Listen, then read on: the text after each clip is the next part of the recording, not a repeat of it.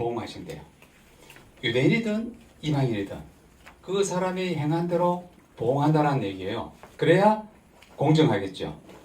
세 번째는 11절에 이는 하나님께서 외모로 사람을 취하지 아니하심이라. 하나님께서는 여기서 말하는 외모는 유대인, 이방인을 가르는 것이에요. 하나님께서는 이방인, 유대인을 가지고 가리지 않는다라는 것을 말씀하고 있고요. 그리고 네 번째는 무릇 율법이 없이 범죄한 자는 또한 율법 없이 망하고 무릇 율법이 있고 범죄한 자는 율법으로 말미암아 심판을 받으리라. 이 말씀은 유대인은 율법으로 판단하고 이방인은 마음의 양심을 따라서 판단한다. 그런 뜻입니다. 자세한 내용은 주의할 때 제가 설명합니다. 여기까지가 하나님의 공정한 심판 내용입니다. 자, 두 번째는 17절부터 24절까지인데요. 율법을 가지고 유대인을 고발합니다. 17절 보면은 유대인이라고 불리는 내가 율법을 의지하며 하나님을 자랑하고 율법의 교훈을 받아 하나님 뜻을 알고 선한 것을 분간하고 내 인의 길을 인도하는 자요 어둠 있는 내 자의 빛이요 율법에 있는 지식과 진리의 모든 본을 가진 자로서 교사요 어린 아이의 선생을 스스로 믿으니. 그러니까 지금 유대인들은 자기네들이 율법을 갖고 있는 율법의 우월성을 지금 얘기하고 있어요. 21절에 그러면 이 전치사 접속사는 잘해야 된다는 거예요. 그죠? 그렇죠. 예. 그런데 뭐라고 말씀하고 있나요? 못하고 있다는 거예요. 그래서 5개의 의문문을 가지고 유대인의 위선을 고발합니다. 자, 첫째는 다른 사람을 가르치는 네가 네 자신을 가르치지 않냐? 두 번째, 도둑질 하지 말라고 말해놓고도 네가 도둑질 하느냐? 세 번째, 간음하지 말라고 해놓고 네가 간음하느냐? 네 번째, 우상을 가지게 여기면서 이방의 신전 물건을 도둑질해요 이들이. 다섯 번째, 율법을 자랑하는 내가 율법을 범함으로 하나님 욕되게 하느냐? 이것 때문에 너희들이 욕을 먹는다 이렇게 말합니다. 그러니까 앞에 부분은 율법의 우월성을 얘기하면서 너희들이 이렇게 살아야 되는데 그렇게 살지 못하는 것을 5개의 의문문을 통해서 고발을 하고 있죠. 이것이 두 번째 내용이에요. 자, 세 번째는 25절부터 29절까지입니다. 유대인들의 정체성이에요, 이거는요. 이것은 무엇과도 바꿀 수도 없고 양보할 수 없는 거예요. 이 할례를 바울이 탁 건드리고 있어요. 자, 저를 보세요.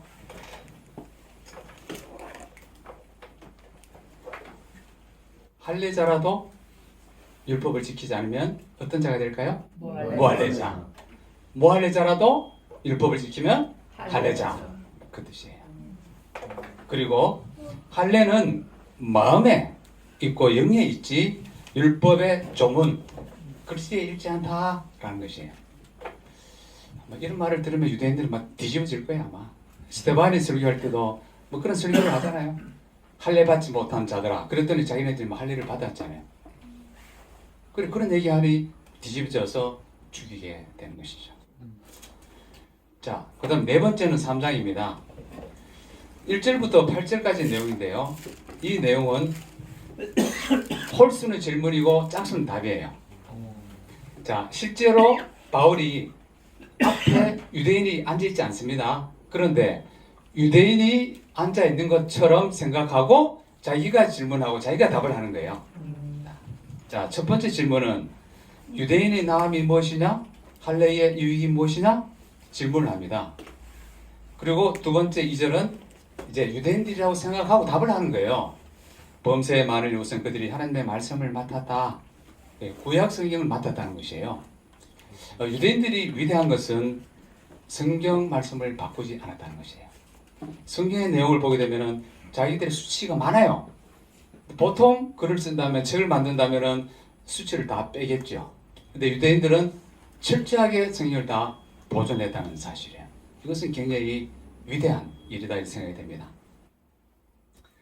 3절 질문입니다.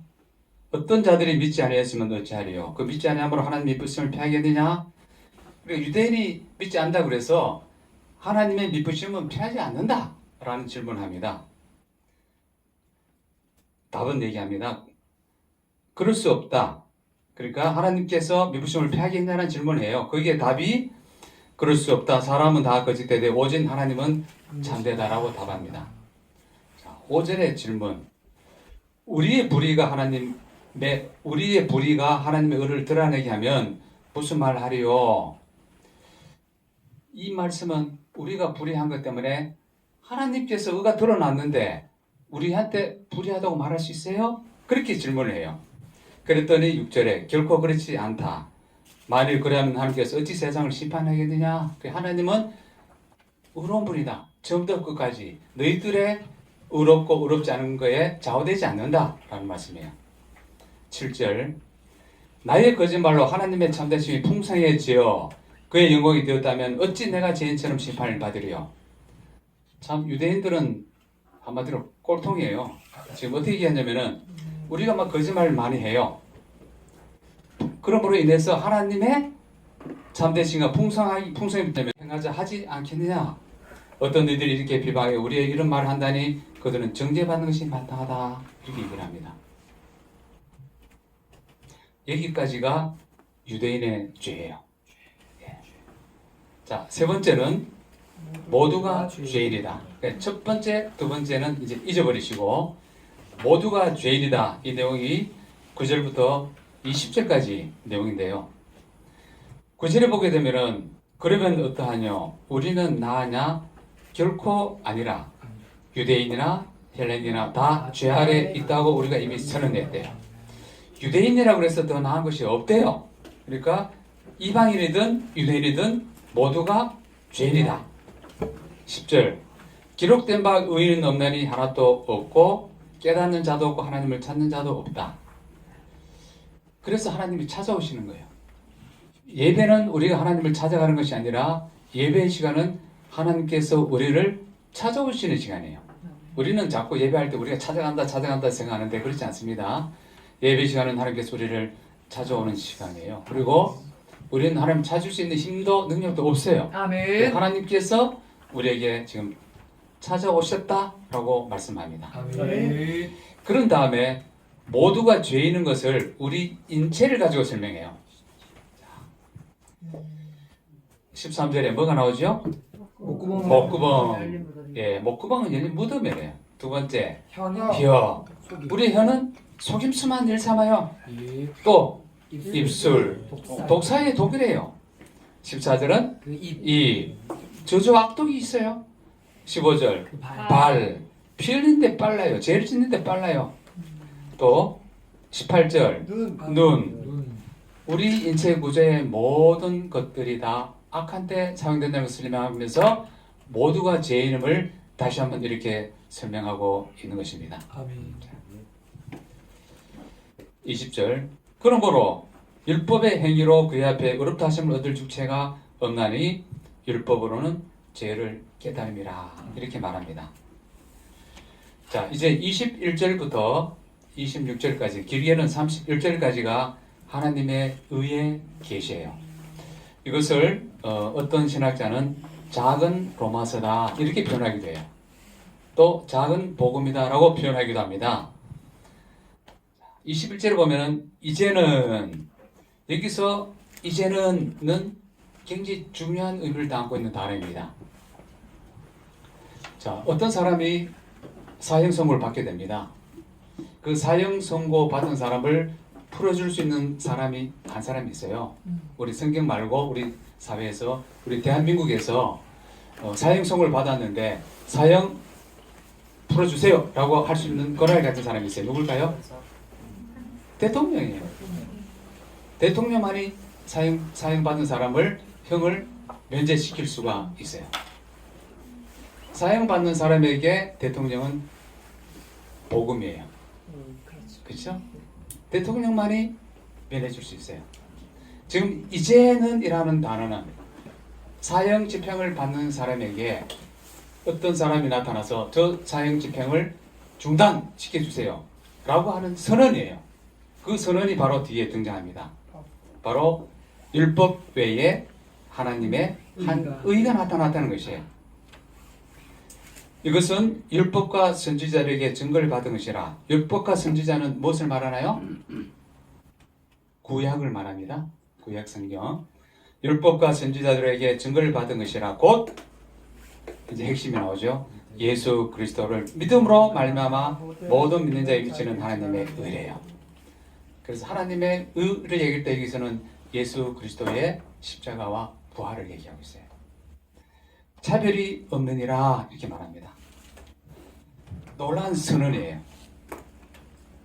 23절에 모든 사람이 죄를 범하였으며 하나님 영광에 이르지 못하더니, 그리고 24절에서는 속량, 25절에는 화목 제물을 가지고 설명을 하게 됩니다. 어떻게 의롭게 되었는가라는 부분을 설명하는데, 첫 번째는 속량으로, 두 번째는 화목 제물을 가지고 설명을 합니다. 자, 이 자세한 내용은 주의할 때 하고요. 그 다음에 중요하게 봐야 될 것은 25절 하반절에 보게 되면은 전에 지은 죄를 간과하심으로 자기의 의로우심을 나타내라 하심이라. 곧 이때에 자기의 의로우심을 나타내사. 여기서 자기는 누굴 말하죠? 다시 아닙니다.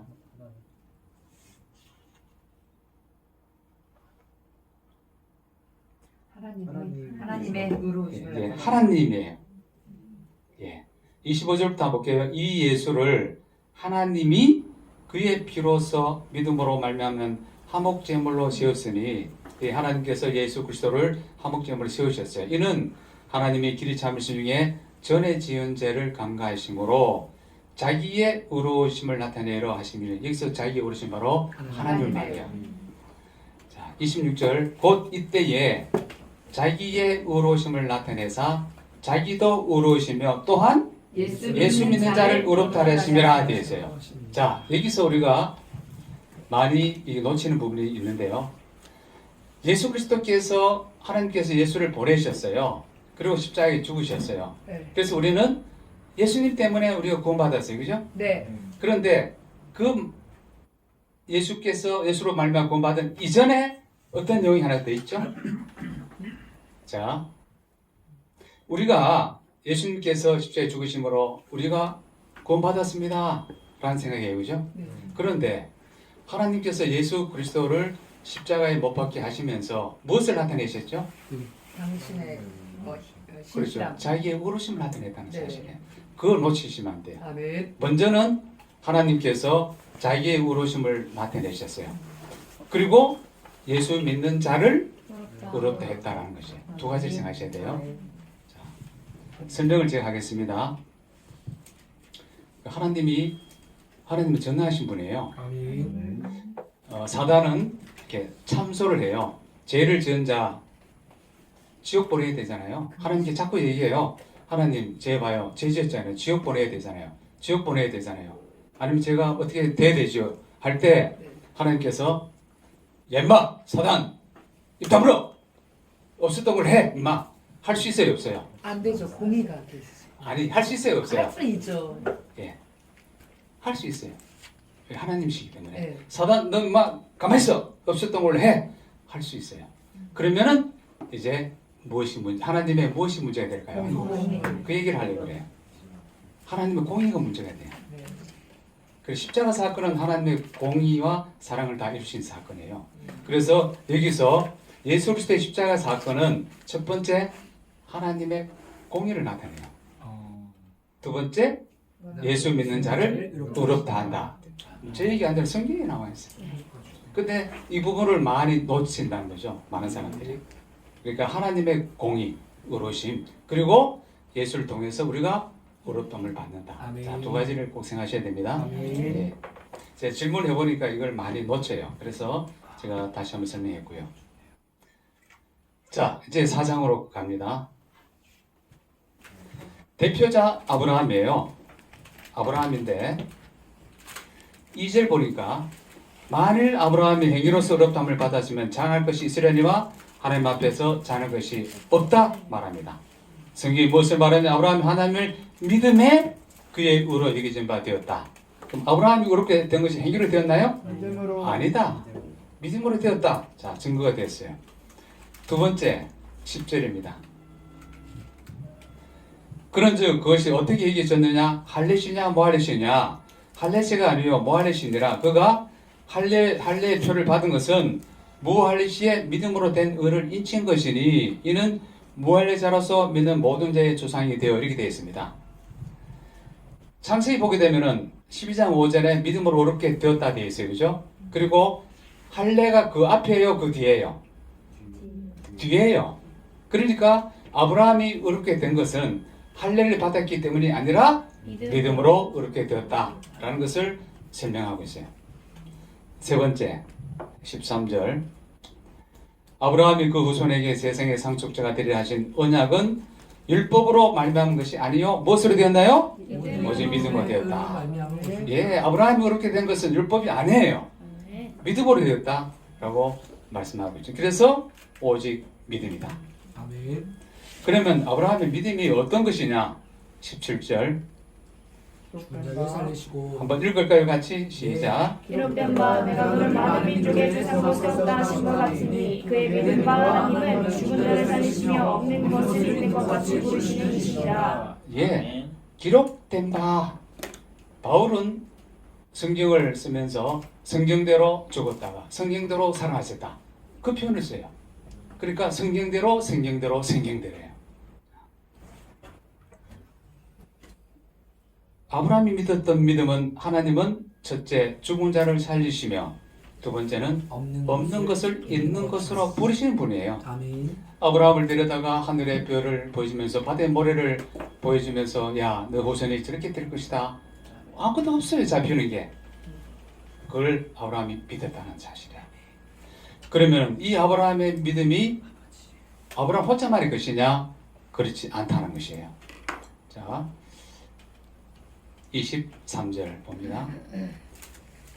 그에게 의로 여기셨다 기록된 것은 아브라함만을 위한 것이 아니요 의로 여기심을 받을 우리도 위함이니 저와 여러분이에요. 아멘. 곧 예수 우리 주를 죽은 자 가운데 살리신 이 하나님을 믿는 자예요. 첫 번째. 두 번째는 예수는 우리의 범죄하기 때문에 내어줌이 되었고 어떤 사건이죠? 십자가 사건을 믿어야 돼요. 세 번째. 우리를 의롭다 하시기 위해서 살아나셨다? 무엇이죠? 부활. 예. 그러니까 하나님께서는 예수 그리스도를 죽은 자 가운데 살리신 것을 믿어야 돼요. 그 다음에 예수 그리스도께서 우리 위해서 십자가에서 죽으셨다는 것을 믿어야 돼요. 세 번째, 우리를 의롭다 하시기 위해서 살아나셔야 돼요. 아멘. 예수님의 부활이 없으면은 아무 소용이 없어요. 십자가에 죽으시면 죄의 문제를 해결하는 것이에요. 그런데 부활이 없다면은 우리도 부활이 없어요. 그래서 십자가와 부활은 항상 같이 가야 될 것이고 그것은 예수 그리스도 복음의 핵심이라고 말씀드릴 수가 있죠. 아멘. 우리가 성경을 읽을 때에 뭐 서로 사랑하라 이런 것도 다 있지만 그건 복음은 아닙니다. 복음은 예수 그리스도예요. 그리고 예수 그리스도의 십자가와 부활이 복음입니다. 예. 자, 1장부터 4장까지는 이렇게 정리가 될 수 있어요. 어렵지 않지요. 아멘. 자, 5장부터 8장까지를 봅니다. 5장부터 8장까지는 믿음으로 의롭다함을 받은 자의 삶에 대한 내용인데요.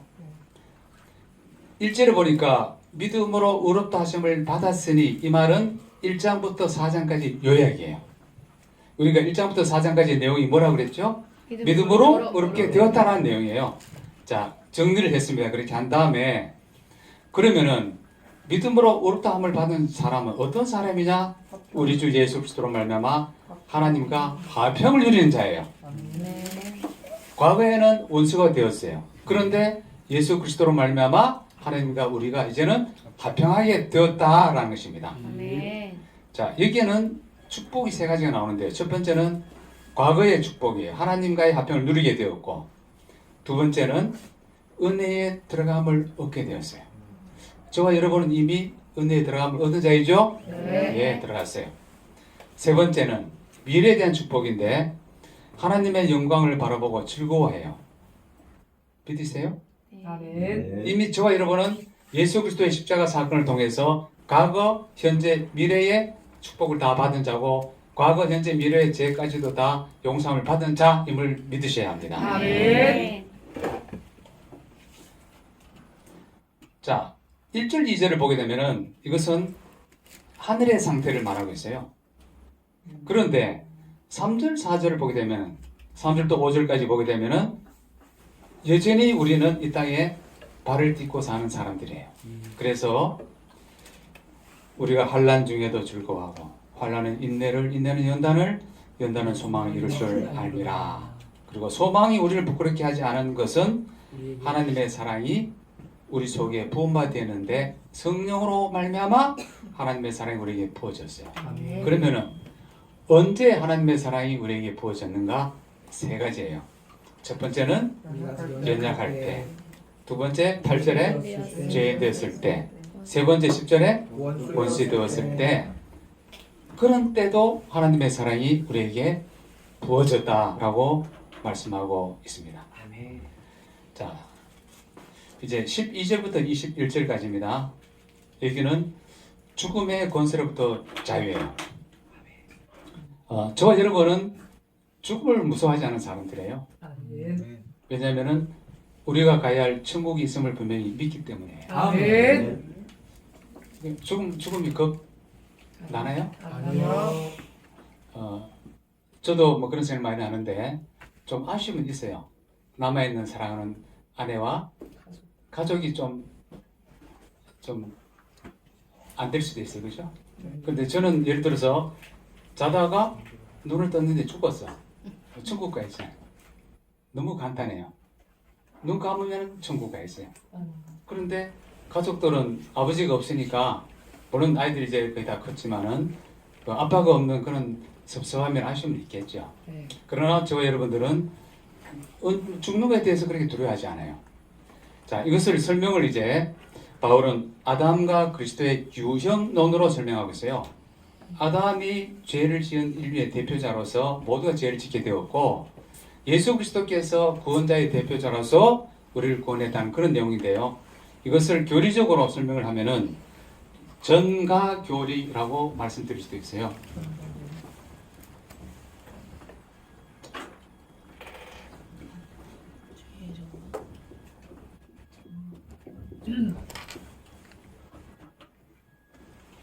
자, 첫째,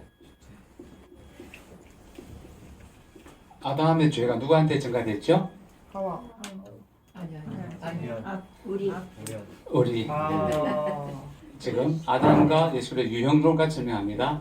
물론 이제 그 하와, 사실은 하와가 먼저 유혹을 받았잖아요, 그죠? 네. 아마 한국 사람 같았으면은 뱀이 유혹 못했을 거예요, 아마. 그렇죠. 한국 사람 뱀 잡아먹으니까 못했어요. 예. 그럼 아니면은 먼저 아담에게 선악과를 따면 정녕 죽겠다 얘기를 했어요, 그죠? 네. 근데 아담이 하와에게 공부를 열심히 잘 안 가르쳤던 것 같아. 아, 맞네. 그죠? 아니면 경역이었던가. 아니면은 하와가 수업 시간에 졸았든지. 예. 아담의 죄가 우리에게 전가됐어요.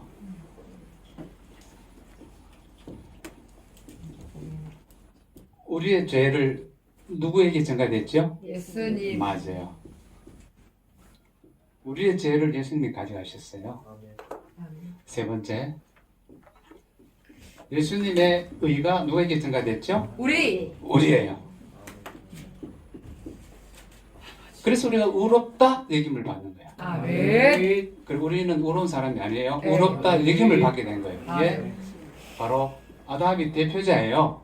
그래서 죄를 지어서 우리 모두가 죄를 지었게 됐어요. 원죄라고 얘기하죠. 그리고 우리의 죄를 대표자이신 예수님이 가져가셨어요. 그리고 대표자이신 예수님의 의가 우리에게 전가되어서 우리가 의롭다함을 입었다. 이렇게 말씀드릴 수가 있어요. 아멘. 두 번째, 죄의 권세로부터 자유입니다.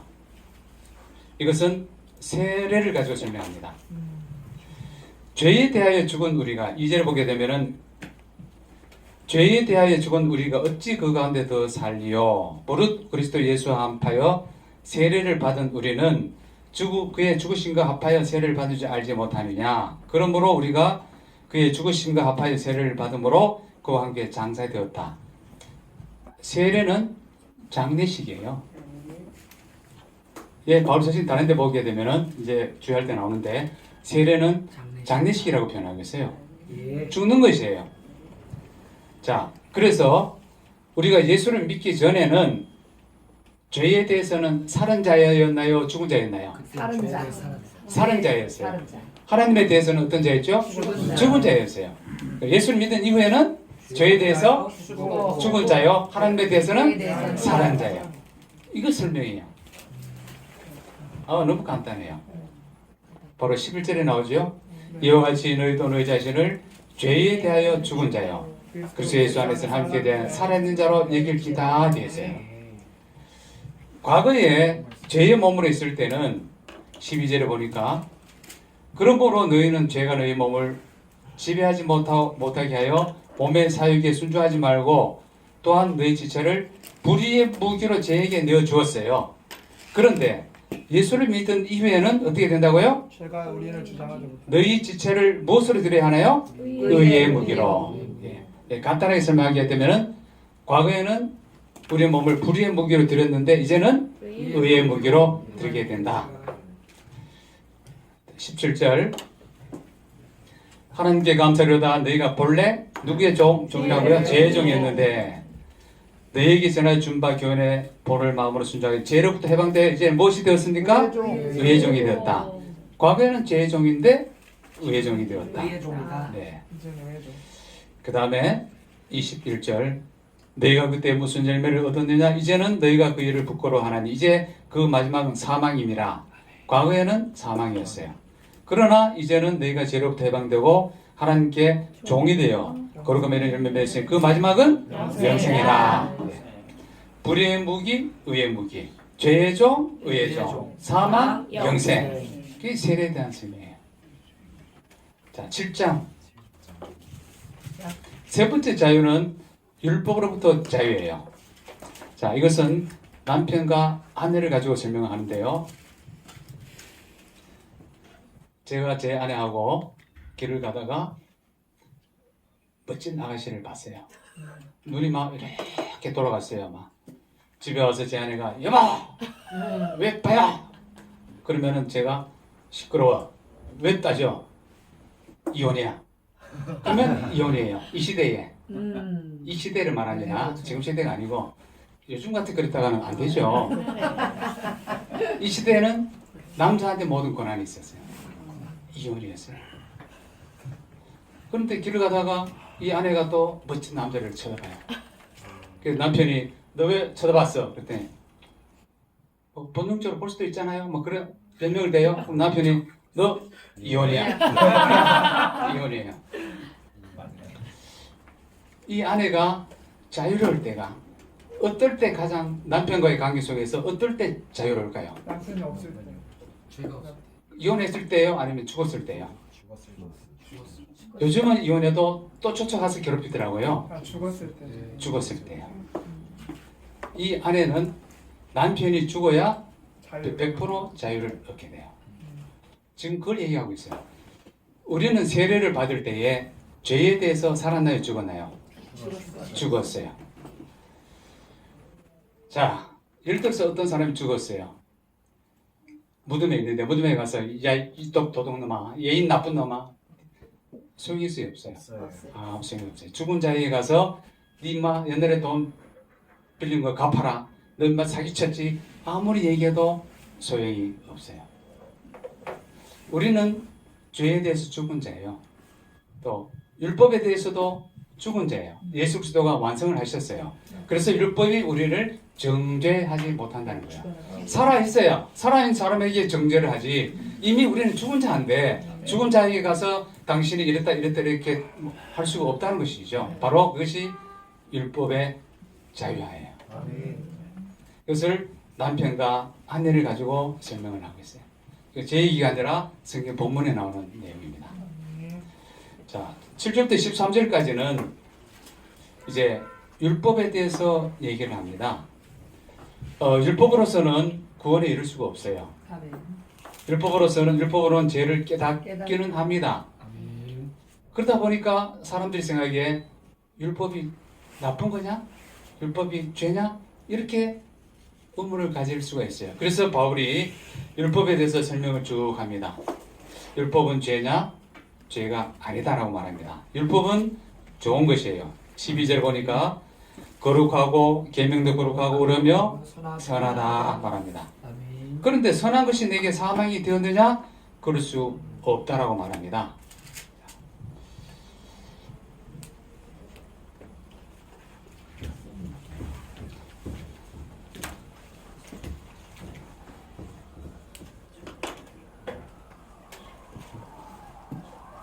자, 율법에 대해서 설명을 하려고 합니다. 네. 우리 여기 지구촌 가족 공동체 사무실을 바깥에 나가면은 길이 있어요. 네. 이렇게 길이 있는데 주황선이 있나요, 없나요? 있어요. 아니, 요 앞에. 그 길 말고. 아, 여기 대전에서 오셔서 잘 모르는구나. 없어요, 그죠? 네.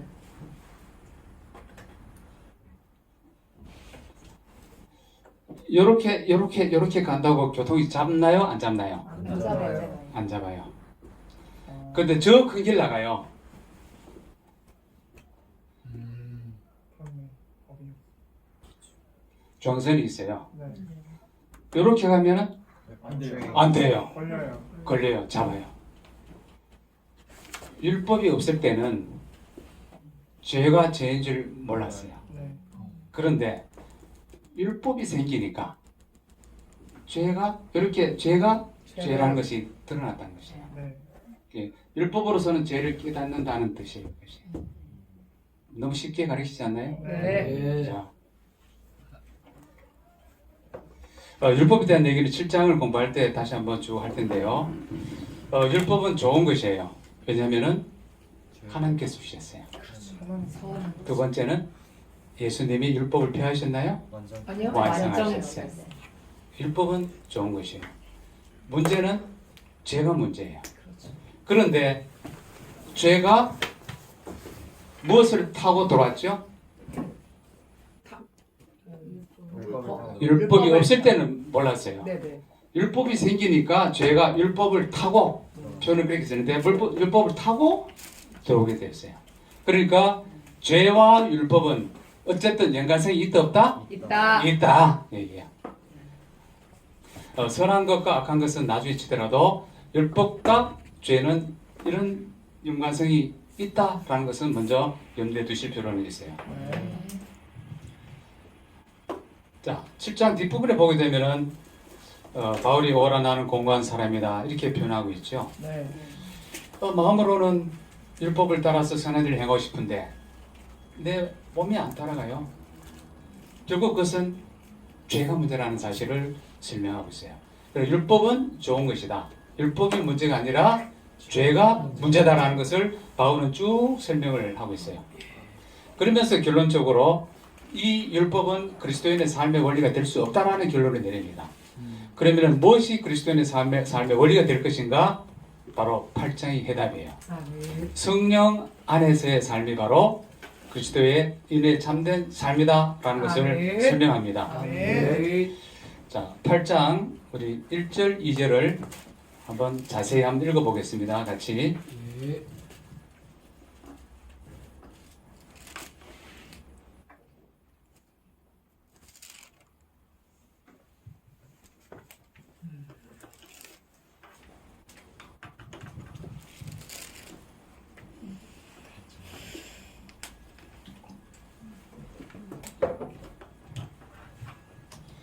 일절 보니까 그러므로 이제 바울이 잘 쓰는 용어입니다.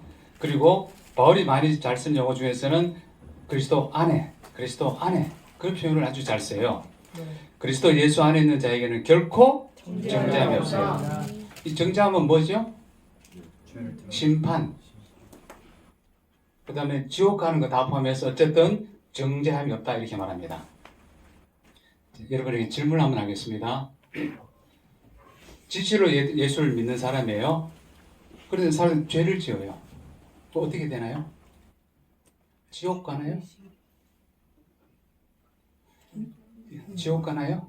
아, 징계 주님한테 네. 징계를 받는. 예. 요즘 교회에서 공부를 잘 하셨네요. 네.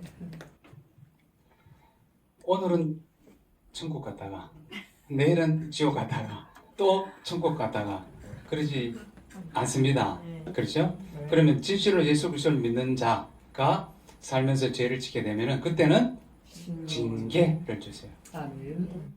그래서 정죄와 징계 두 가지를 잘 기억하셔야 돼요. 아멘. 징계와 징계. 자, 저 여러분은 정죄를 받지 않습니다. 징계를 받습니다. 예, 징계를 받습니다. 그렇구나. 깨달았다. 그렇지 않으면 우리가 예수 그리스도를 이 땅에 살면서 먼저 믿을 이유가 없죠. 날마다 지옥 갈까봐 염려하면서 살아야 돼요. 네. 그렇지 않습니다. 네. 그래서 우리가 진실로 예수 그리스도를 믿는 자는 결코 정죄함이 없어요.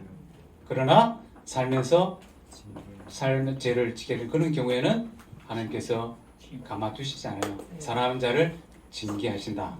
아멘. 히브리서를 보게 되면은 징계에 대한 내용이 많이 등장하는데요. 징계하지 않으면은 사생자라고 그랬어요. 예. 저는 여러분 잘못한다고 해서 제가 야단 안 칩니다. 내 아들이 안 했기 때문에. 그래서 내 아들이 잘못하면 저는 야단 쳐요. 예. 내 새끼가 아니야. 8장에는 그 내용이 많이 등장하는데요. 여러분에게 나눠드린 작은 자료는 8장만 정리한 것이에요. 예. 예. 큰 바둑판 뒤에 붙어 있는 작은 게 8장이에요. 예. 예. 8장을 봅니다. 네.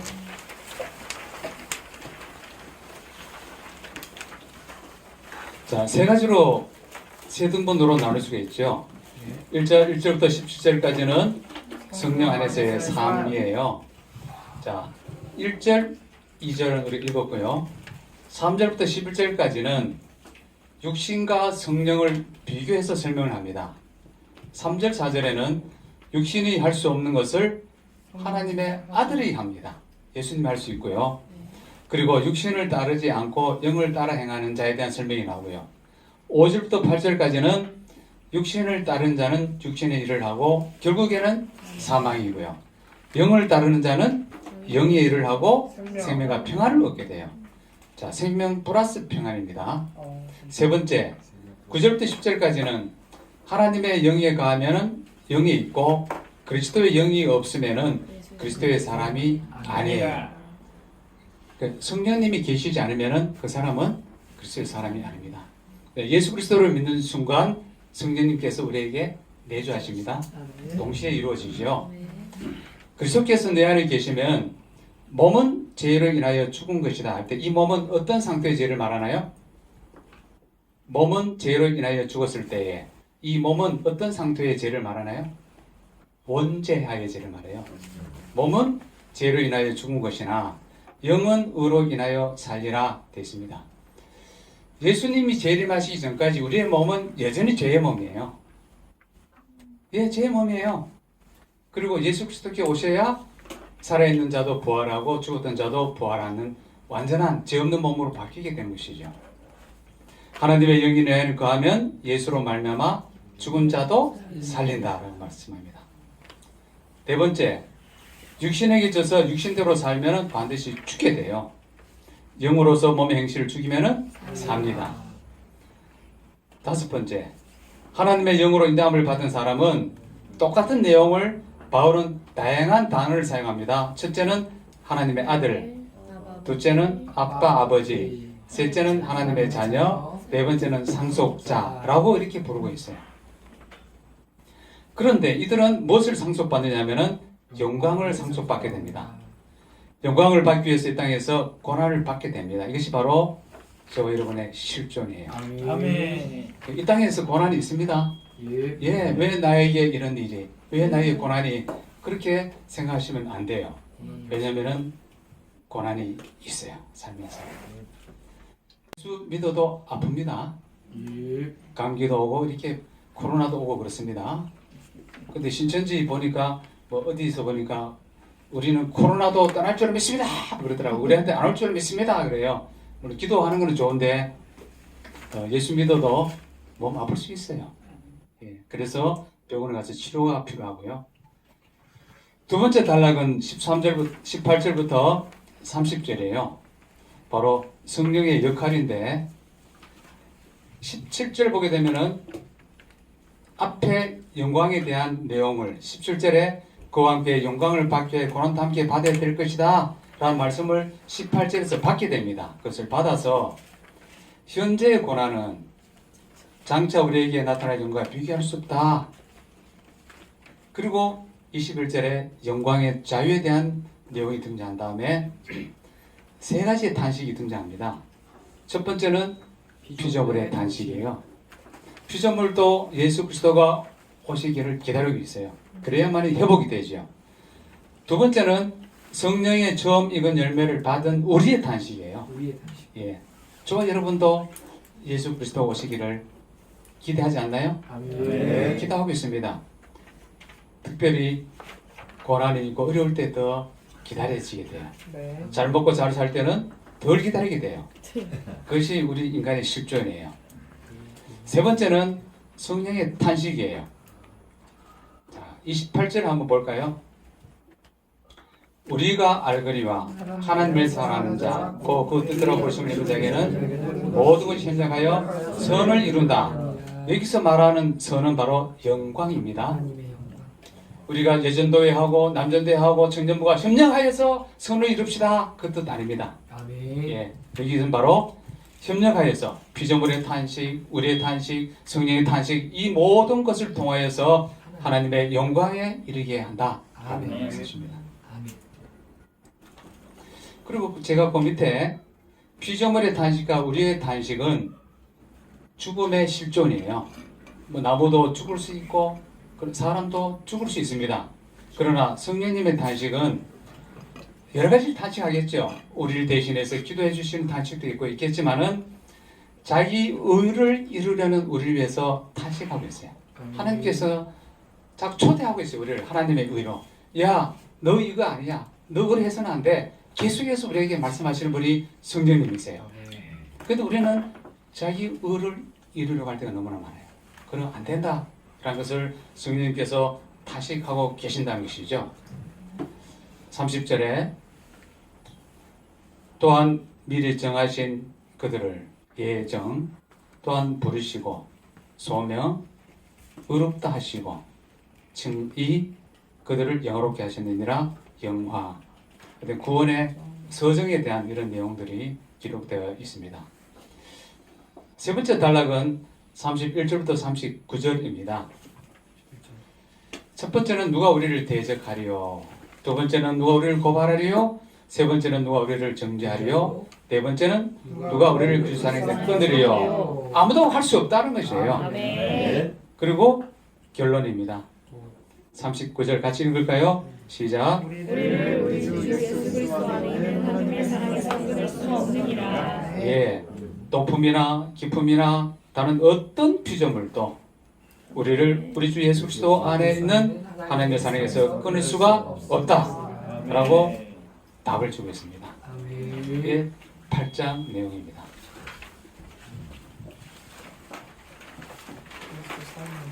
다시 이제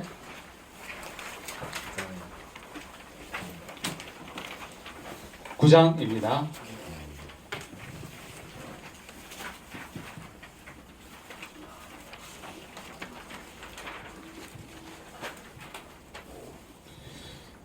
내용은 이스라엘의 구원과 심판이고요. 첫 번째는 하나님의 주권적 선택이 있었다. 하나님께서 이스라엘 백성들을 주권적으로 선택했는데 선택뿐만 아니라 8가지의 특권을 주었어요. 자, 4절부터 나오는데요. 4절 보기 전에 1절을 먼저 볼게요. 지금 바울은 자기 동족 이스라엘에 대한 간절한 소망을 갖고 있어요. 이들이 구원을 받기를 원하는 것이죠. 그러면서 지금부터 내가 하는 말이 어떠한 말인가를 아주 강력하게 표현하고 있는데요. 첫 번째, 내가 하는 말은 참말이다. 두 번째는 거짓말을 하지 않는다. 세 번째는 마음에 그치지 않은 고통이 있는 것을 내 양심이 성령 안에서 나와 더불어 증언한다. 삼중적으로 설명을 하고 있어요. 지금 하고 있는 말은 진짜다 라는 것을 설명한 다음에 내가 저주를 받아 끊어질지라도 이스라엘 동족들이 구원받기를 원한다는 것입니다. 4절부터 8가지 특권이 나옵니다. 자, 제가 한번 해보겠습니다. 첫째, 이스라엘 사람. 두 번째, 양자. 세 번째, 영광. 네 번째, 언약. 다섯 번째, 율법. 여섯 번째, 예배. 일곱 번째, 약속. 여덟 번째, 조상을 주셨고 특별히 예수 그리스도께서 태어나셨다. 엄청난 특권입니다. 8가지 특권을 주게 됩니다. 그 다음에 6절부터 13절까지는 약속의 자녀가 씨다 라는 설명을 하게 되면서 다양한 인물이 등장하게 됩니다. 자, 이제 저를 한번 봐주시기 바랍니다.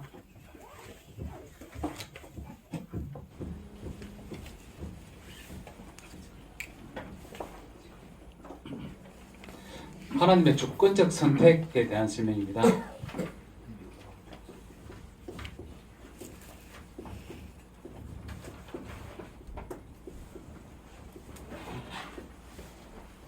자, 아브라함과 사라 사이에 누가 태어났죠? 이사. 아브라함과 하갈 사이에 누가 태어났죠? 이스마엘.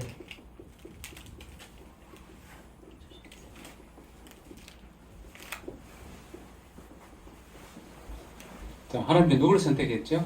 이사. 그러면은 질문을 할 수 있어요. 어떤 질문을 해볼 수 있을까요? 왜 이사? 왜 이스마엘 하겠나? 그럼 왜 이삭을 선택했냐? 답 한번 해보세요. 약속이 자녀잖아요. 하나님의 이스마엘도 있잖아요. 사람의 의로 나라고 했던 살아있어 남자. 예. 아브라함과 사라 사이에 본처에서 태어났기 때문에 당연히 선택하겠죠? 이렇게 얘기할 수 있어요. 그죠? 아니요. 아니, 사람들이, 네. 유대인들이. 예, 유대인들이 봤을 때, 그럴 수 에이, 본처에서 태어나시니까 당연히 이삭을 선택하죠. 그렇죠? 이 뜻이에요. 자, 여러분은 공부 너무 잘해서 너무 앞서가는 것 같아요. 이삭은 누구를 낳았죠? 야곱. 야곱과 야곱과 에서. 에서 누구를 선택했죠? 야곱. 그러면은 유대인들이 여기서 이의를 제기할 수 있나요? 이제 좀 다시 좀 헷갈리죠. 이제. 좀 헷갈리죠? 네. 아, 본처에서 하기 때문에 에이, 맞아요. 그것도 왜 맞이를 안 하고 야곱을 했어요? 왜냐하면 유대인들이 생각하는 틀을 깨버렸습니다. 저기 물려받는 것은 창자예요. 근데 차자가 이렇게 선택을 받았으니 아니 이렇게 하면 돼요? 그러면 안 되죠. 라고 질문할 수 있어요. 어쨌든 한 배에서 태어났기 때문에 야곱을 선택했어요. 그래서 하나님의 주권적 선택이다 라고 설명해도 되겠죠, 그죠? 네. 원래는 맞이를 해야 되는데 둘째를 했으니 반대 질문이 달더라도 하나님께서는 이삭을 선택하고 야곱을 선택했다 이렇게 할 수 있어요. 자, 여기까지만 해도 설명은 되겠지만은 바울은 치밀한 사람이에요. 그래서 또 설명을 합니다. 14절부터 쭉 보면은 두 사람의 인물이 등장해요. 누가 등장하죠? 모세. 또 바로 예, 바로예요.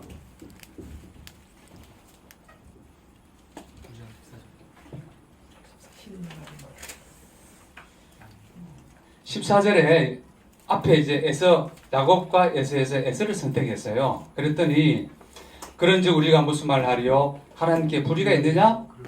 없대요. 주권자 선택이에요. 그러면서 설명을 또 합니다. 첫째, 모세. 모세에게 이르시되 내가 공률이 여길 자를 공률이 여기고 불쌍히 여길 자를 불쌍히 여기라 하였으니 16절 그런즉 원한 자도 말미암도 아니요 단 같이 한 점 말도 아니요 오직 국률이 여기시는 하나님으로 말미암았어요. 하나님께서는 모세를 국률이 여기셔서 이스라엘 백성들을 인도하는 자로 사용하셨어요. 그런데 17절에 성경이 나옵니다. 바로에게 이르시되 내가 이 일을 위하여 너를 세웠다. 그래서 바로는 두드러 맞는 역할이에요. 그걸 위해서 하나님께서는 세웠다. 곧 너로 말미암아 불쌍해요, 그죠? 좀 한편으로는 곧 너로 말미암아 내 능력을 보이고 하나님의 능력을 보이고 내 이름이 온 땅에 전파하게 하기 위해서 바로를 사용한다는 것이에요. 하셨으니 자 18절 가시릴까요? 그런지 하나님께서 하고자 하시는 자를 긍휼히 여기시고 하고자 하시는 자를 가깝게 하시느니라. 예, 하고자 하시는 자를 긍휼히 여겼다는 누구죠? 모세. 또 하고자 하시는 자를 완악하겠다? 바로예요. 누구 마음이냐? 하나님의 마음이다. 예, 하나님 주권이에요. 예.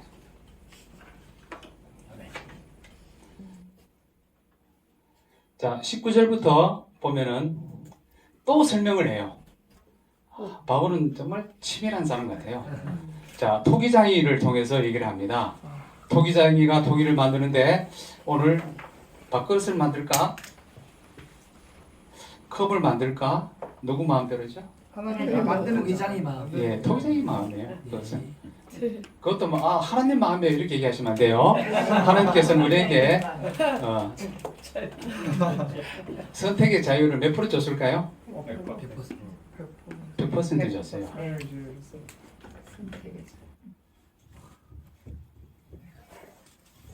이것을 다른 말로 자유의지라고 얘기하는데 자유의지보다 더 정확한 말은 선택의 자유예요. 네. 표현을 그렇게 쓰는 게 좋아요. 네. 우리는 워낙 뭐 자유의지 그랬는데 아니에요. 제가 중국집에 가서 오늘 짜장면 먹을까 짬뽕 먹을까? 누구 마음이죠? 내 마음. 내 마음이에요. 네. 하나님께서 우리에게 선택의 자유를 줬어요. 네. 집을 살 때에 저쪽에 걸 살까 저쪽에 살까 내 마음이에요. 네. 선택의 자유고 100%예요. 하나님의 주권은 몇 프로일까요? 100%예요. 참 어려운 교리인데 하나님께서는 저와 여러분에게 선택의 자유를 100%를 줬어요. 네. 95% 주고 이렇게 하지 않아요. 100% 줬어요. 그러나 모든 것은 결국 하나님의 주권 아래 있다라는 사실이에요. 그래서 우리에게 100%를 주었어요. 선택의 자유를. 그래서 이 모든 것은 하나님의 주권 아래 있다는 사실이에요. 진짜 존나 웃네. 네.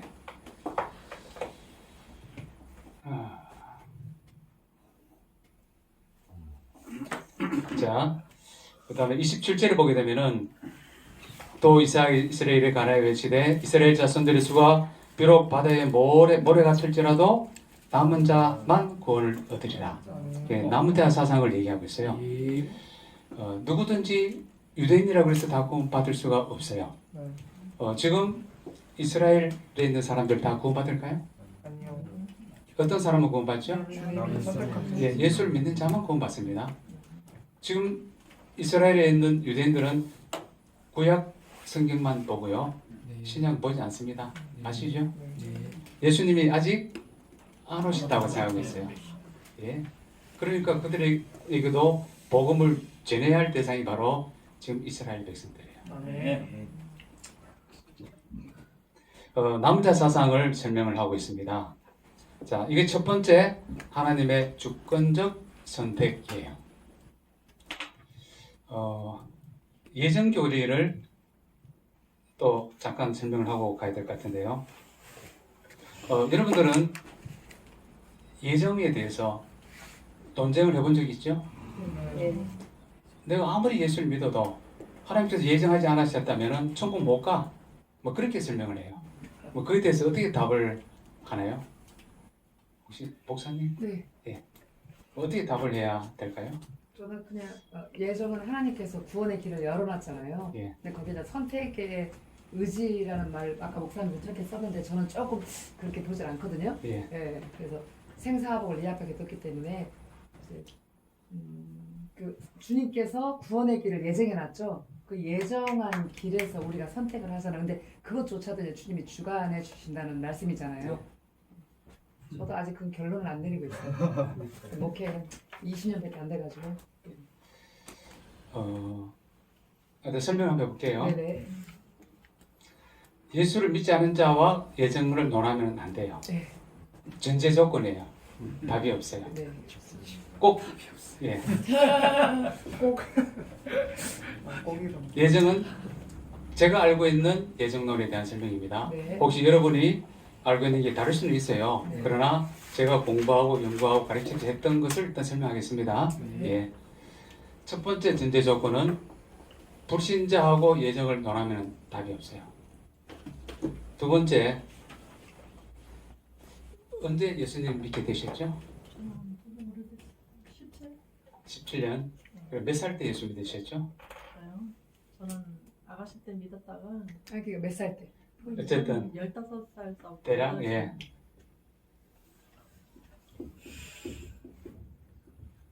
저는 23살까지 다니다가 네. 남편 만나고 안 다녔거든요. 그래서 다시 또 8년 이제 확실하게 지금 믿음 생활 잘할 때가 언제부터죠? 대략? 18살. 아, 믿음 생활 잘할 때가 아니고 아니지. 그러니까 신앙생활 잘할 때. 신할 때가 잘할 때. 예. 어쨌든 내가 예수님을 믿는다라고 했을 때가 대략 18세쯤 이렇게 봅시다 그냥. 네.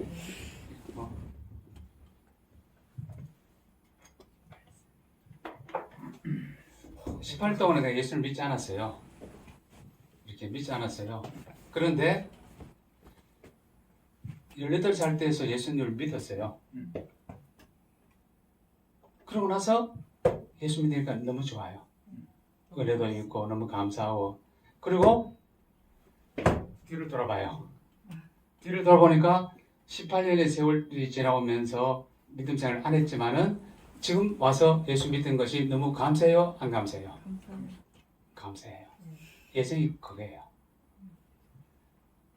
과거에 예수를 믿지 않았는데 지금 내가 뒤를 돌아봤더니 아하 오늘 이 시간 예수를 믿고 이 자리에 있는 것이 하나님께서 예정하신 일이었구나 라고 깨닫고 하는 것이 바로 예정론에 대한 말씀이에요. 예. 너무 쉽나요? 그래서 예정은 하나님께서 나를 구원해 주신 것에 대한 감사의 표시가 예정론의 핵심이라고 저는 봐요. 그래서 우리는 예수님을 전해야죠. 언제든지 돌아오시도록 하는 거죠. 누구는 예정되어 있기 때문에 아무리 예수님을 전해도 저 사람 예정되지 않으면 돌아오지 않아. 그러면 우리가 성경에 복음을 전하라. 복음을 전하라 이 말씀 전부 다 거짓말 되는 것이죠. 거짓말. 예. 그러니까 전해야 돼요. 그리고 예수 믿는 자는 어느 시점에서 예수님을 구주로 고백하고 했던 그 순간 뒤를 돌아봤더니 하나님께서 나를 예정하셨구나 라는 것을 깨닫게 되는 것이죠. 이것은 누구에게나 믿는 자에게 해당이 돼요. 아, 네. 네. 그 믿지 않은 자에게는 해당이 되지 않아요. 그리고 그 사람하고 논쟁해봐야 안 돼요. 저도 대학교 다닐 때 밤새도록 논쟁했어요. 답을 얻을 수가 없어요. 그것은. 그리고 공부를 하면서 깨달았던 것은 바로 이런 부분으로 예정론을 봐야 되겠구나라고 이제 알게 되었고 또 공부를 하게 되었어요. 참고로 하시기 바랍니다. 네. 자, 두 번째는 복음을 거절한 이스라엘입니다. 자, 30절에 보게 되면은 의를 따르지 않은 이방인들이 의를 얻었으니 곧 믿음에서 난 의예요. 그러니까 이방인들은 믿음을 따랐어요. 그래서 의를 얻게 되었습니다. 그런데 31절에 의의 법을 따라간 이스라엘은 율법에 이르지 못하나니 어찌 그러하냐? 이는 그들이 믿음을 의지 않고 행위를 의지했다. 행위는 여기서 뭘 말하죠? 율법을 얘기하죠. 자, 율법으로 의를 얻을 수 있다고 생각해요. 오해예요. 그래서 이들은 의를 얻지 못하게 된 것이에요. 이방인은 의를 얻고 이스라엘은 의를 얻지 못하게 됐어요. 그러면 어떻게 의를 얻을 수 있느냐? 10장에서 설명을 합니다. 믿음으로 말미암는 의예요. 5절부터 8절까지는 율법의 의와 믿음의 의를 설명을 하고 있고요. 자, 9절부터 12절까지만 좀 보겠습니다. 내가 만일 내 입으로 예수를 주로 시인하며, 자, 예수 그리스도가 주라는 것을 시인해야 합니다. 또 하나님께서 그를 죽은 자 가운데서 살린 것을 내 마음에 믿으면 구원을 얻으리라. 여기서 내 마음에 믿는다는 것은 지정의를 다 동원한 믿음을 말합니다. 아멘. 사람이 마음으로 믿어 의에 이르고 입으로 신하여 구원에 이른다.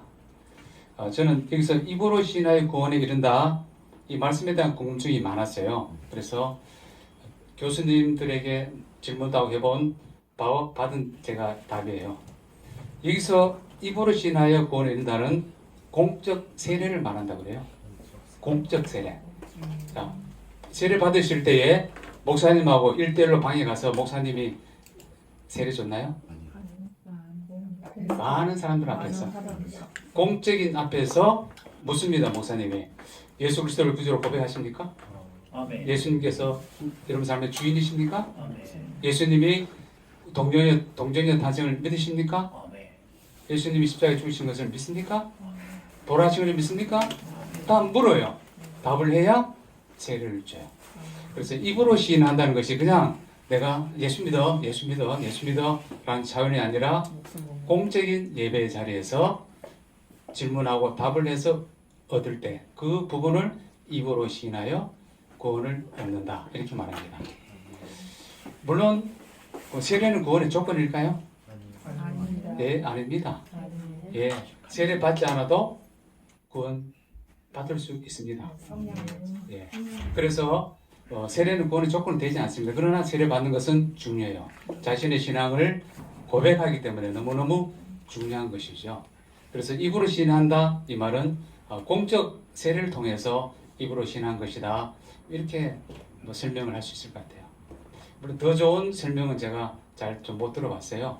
그래서 그렇게 좀 정리를 하고 넘어가도록 하겠습니다. 그 다음에 13절에 누구든지 주의 이름을 부른 자는 구원을 받으리라. 예, 누구든지예요. 어느 나라 사람이든 어떤 당에 위치하든지 누구든지.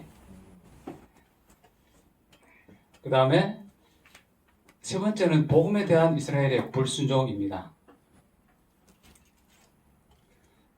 14절에 그런즉 그들이 믿지 않은 일을 어찌 부르리요 듣지 못한 일을 어찌 믿으리요 전파하는 자가 없이 어찌 들으리요 보내심을 받지 아니었으면 어찌 전파하리요 기록된 바 아름답다 좋은 소식을 전하는 자들의 발휘함과 같으리라. 16절 그러나 그들이 다 복음을 순종하지 아니하더라. 여기에 듣고도 라는 단어를 생각하시면 좋을 것 같아요. 복음을 듣고도 순종하지 아니했다 이렇게 성경 말할 수 있죠. 왜냐하면 뒤에 나오는 문장들을 보게 되면은 18절에 그러므로 내가 말하노니 그들이 듣지 아니하느냐 그렇지 아니하리라. 그 소리가 온 땅에 퍼졌고 그 말씀이 땅 끝까지 이르렀다. 그래서 복음을 듣지 못했다고 변명하지 말아라 이렇게 말씀하고 있는 것이죠. 자, 그 다음에 이스라엘 백성을 향한 하나님의 자비로운 계획을 갖고 있는 그 단락 앞에 보면은 19절에 내가 백성 아닌 자로 너희를 시기하게 하여 미련한 백성으로서 너희를 높게 하리라. 내가 백성 아닌 자 이방인을 말하겠죠. 20절 이스라엘은 매우 담대하여 내가 나를 찾지 않은 자들에게 찾은 바 되었고 이방인들이겠죠. 그런데 21절에 이스라엘에 대하여 이르되 순종하지 아니하고 거슬러 말하는 백성에게 이스라엘 백성들에게 내가 종일 손을 벌려노라 하셨노라 이렇게 말씀합니다.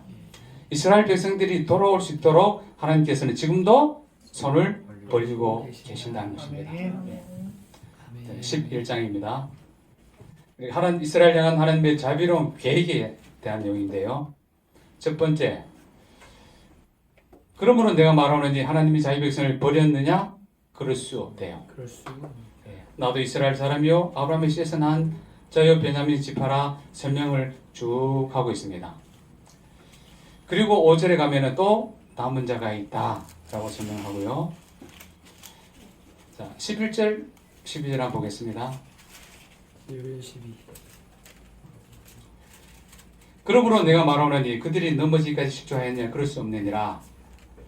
그들이 넘어짐으로 그들은 누구죠? 이스라엘. 구원이 이방인에게 이르러 이스라엘로 시견하게 함이라. 12절 그들의 넘어짐이 세상의 풍성함이 되며 그들의 실패가 이방인의 풍성함이 되거든 하물며 그들의 충만함이냐. 지금 이스라엘 백성들 야 너희들 이방인들이 복음을 받아들이고 했던 것에 대해서 시기하지 않아? 그렇게 얘기하면서 이스라엘 백성들이 이방인이 돌아오는 것이 풍성한데 이스라엘 백성들이 돌아온다면은 더 풍성하고 더 충만하지 않겠느냐라고 설명을 하고 있습니다. 자, 그런 다음에 13절부터 24절까지는 참 감람나무와 돌 감람나무를 가지고 이제 설명을 합니다. 13절에 보면은 내가 이방인은 너에게 말하노라.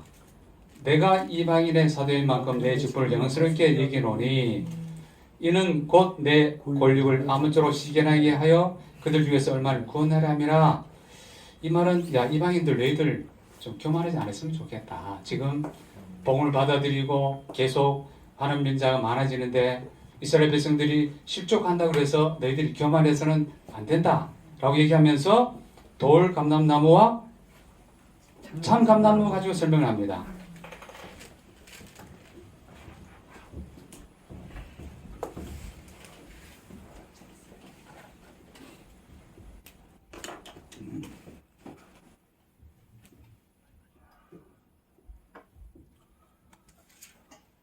이스라엘이에요. 네. 지금 가지가 꺾였어요. 이스라엘이. 그래도 뿌리는 살아있다 죽었다? 살아있다. 네, 살아있다. 그 얘기를 하고 있어요. 그 다음에 이 가지가 이방이네요. 이방인 너희들은 이 줄기 뿌리가 이스라엘입니다. 어디에 접붙여 있느냐? 이방인들 너희들은 지금 이스라엘에 접붙여 있다. 그 얘기를 또 하고 있어요. 이스라엘에서 주는 영양분을 먹고 이스라엘을 통해서 복음을 받아들이고 했기 때문에 너희들 교만할 거 없다. 이게 붙어 있다라고 설명을 하고 있어요. 네. 지금 그 내용이 전체 내용인데 그 중간에 16절, 17절 보게 되면은 처음 익은 곡식가루가 거룩한 적 떡덩이도 거룩하고 뿌리가 거룩한 적 가기도 거룩하다. 이것은 본문을 다시 살펴볼 때 봐야 돼요. 내용이 좀 난해한 구절일 수 있거든요. 뒤에 가서 한번 살펴보도록 하겠습니다. 그 다음에 25절 보면은 자 이스라엘의 구원에 대한 문제인데요. 형제들아 너희가 스스로 지혜하면서 이 신비를 너희가 모르기를 내가 원치 아니하노니. 이 말은 신비를 알기를 원한다는 것입니다. 이 신비는 첫째는 이방인의 충만한 수가 들어오기까지 이스라엘이들은 우둔해져요. 두 번째는 그리하여 온 이스라엘이 구원을 받으리라 이렇게 기록되어 있어요. 자 여기서 많이 논쟁이 된 게 바로 온 이스라엘이 구원을 받으리라는 그 구절인데요. 여기서 온 이스라엘은 누구를 말할까요? 남은 이스라엘. 그럼 여러 가지 해석이 있는데 어쨌든 제가 정리한 부분은 예수 그리스도를 믿는 자, 이방인이든 유대인이든 믿는 자, 다른 표현으로는 영적 이스라엘 이렇게 한번 정리를 해보겠습니다. 또 좀 더 자세한 것은 본문을 살필 때 하죠. 자, 33절 봅니다. 깊도다 하나님의 지혜, 또 지식의 풍성함이요. 그의 판단은 헤아리지 못할 것이며 그의 길은 찾지 못할 것이다. 하나님의 지혜가 깊다는 것이고 하나님의 지식이 깊다는 것이에요. 그리고 그의 판단도 헤아리지 못할 만큼 깊다는 것입니다. 여기서 하나님의 지혜가 깊다는 것은 구원에 대한 문제를 얘기하고 있어요.